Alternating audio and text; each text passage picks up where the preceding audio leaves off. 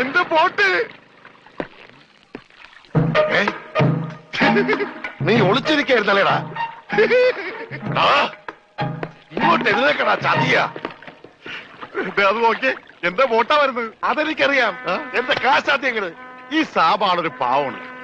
ഈ കടപ്പുറത്ത് ആദ്യമായി ഒരു ബോട്ട് വന്നിറങ്ങി എത്ര രൂപ ലേലം കൊള്ളുന്ന വിചാരം? 1.5 ലക്ഷം രൂപ. വൈകുന്നേരം കാശൊക്കെ പിടിച്ചോ.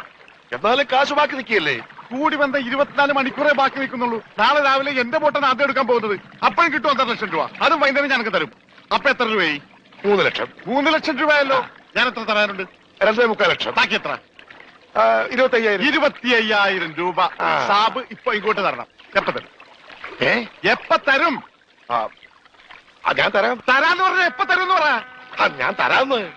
എന്റെ കാശിന് വിലയൊന്നുമില്ലേ? എന്താ ഇത് ഓക്രിത്രം പറഞ്ഞാലുണ്ടല്ലോ, ഇടിച്ച് എല്ലായിടത്തും പിച്ചാത്തി പിടിയിട്ടുള്ള ഞാൻ. സാബ്